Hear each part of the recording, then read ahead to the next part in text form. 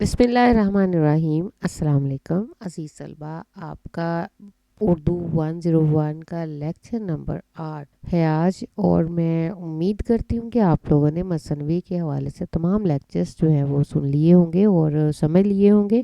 आज हम बात करेंगे उर्दू शायरी की सिन्फ कसीदा पे, क्योंकि हम उर्दू शायरी के सनाफ के हवाले से बात कर रहे हैं और मसनवी पे बात हो चुकी है हमारे पिछले लेक्चर्स में। और आज हम बात करेंगे इस लेक्चर में कसीदा के ज़ुबान का लफ्ज़ है, कसीदे के कितने अज्जा हैं और उर्दू अदब में कसीदा कैसे पहुंच। कसीदा जो है वो असल में उर्दू अदब में कैसे आया। कसीदा की जो है वो खालिस्तान ये अरबी शायरी से आया फ़ारसी में, और फ़ारसी से ये सिंध पहुंची उर्दू तक। कसीदा एक क्लासिकी सिंफ है। ये अरबी ज़ुबान के लफ्ज़ कसद से मुश्तिक है, यानी कसद से निकला है, जिसके मानी है इरादा। और कसीदे के मानी बयान करते हुए माहरीन लिसानियात इसे गाढ़े मगज़ से भी ताबीर करते हैं। दरअसल कसीदे को ये नाम इसलिए दिया गया कि इस सिंफ में बुलंदो बांग लहजे से काम लिया जाता है, अंदाज़े तकल्लुम पुरशिको होता है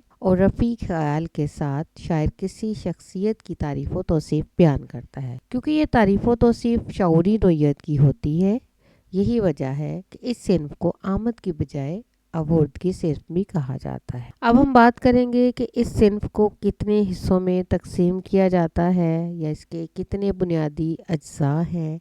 आइए हम देखते हैं कसीदे के अज्जा। कसीदे को अमूमी तौर पर 4 हिस्सों में तकसीम किया जाता है और बुनियादी तौर पर 4 अज्जा हैं इसके। नंबर 1 तशबीह, फिर है गुरेज, मदा और दुआ। अब हम इन अज्जा पर मुख्तसरन बात करेंगे। सबसे पहले हम तशबीह पे बात करते हैं। ये कसीदे का रुकन अव्वल है। इसमें शायर अपने ममदूह की तारीफ़ व तौसीफ़ के लिए माहौल तैयार करता है।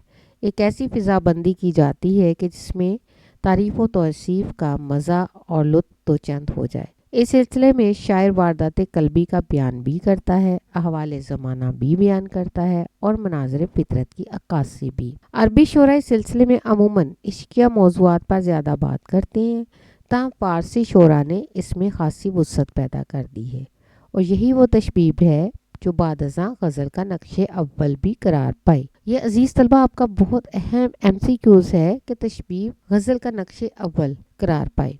इसी वजह से तो कसीदा और गज़ल के जो हम बात करते हैं कि मतला जो है वो किसका हिस्सा है, गज़ल और कसीदा दोनों का ये हिस्सा है, दोनों असनाफ का ये पार्ट है और दोनों में मौजूद होता है। अब हम अगले हिस्से में बात करते हैं गुरेज। गुरेज एक पुल है जो फ़िज़ाबंदी और तारीफ़ व तौसीफ़ को आपस में मिलाने का काम करता है। यानी इस हिस्से में शायर बुनियादी फ़िज़ाबंदी कायम कर लेने के बाद तारीफ़ व तौसीफ़ तक पहुँचने के लिए राहें तलाश करता है। सो गुरेज मदा और तशबीब के दरमियान एक पुल की हैसियत रखता है।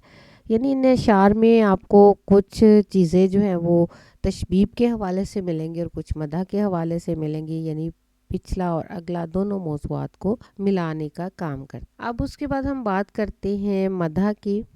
इसके बाद यानी मदा यानी तारीफ़ होती है। इसमें शायर अपनी शख्सियत, जो भी शख्सियत चाहता है, जिसकी तारीफ़ करना चाहता है, उसकी तारीफ़ व तौसीफ़ के पुल कुछ इस तरह से बांधता है जैसे मुबालगे से ताबीर किया जा सकता है। हमारे यहाँ मुख्तलिफ़ किस्म के कसायद लिखे गए। इनमें मजहबी कसायद, बादशाह और उमरा के कसायद, अहवाल ज़माना पर लिखे गए कसायद शामिल हैं। ज़ाहिर है कि आइमा कराम हज़ूर अकरम सल्लल्लाहु अलैहि वसल्लम की शान अक़दस में लिखे गए कसायद में शायद तारीफ़ तो जिस हद तक करते थे, लेकिन बादशाह और उमराए वक्त की मुतल्लिक लिखने वाले या लिखे जाने वाले कसायद में कुछ ऐसी तारीफ़ की गई, तौसीफ़ की गई, जिसने सिन्फ को कदरे मुबालगे की सिन्फ बना दिया।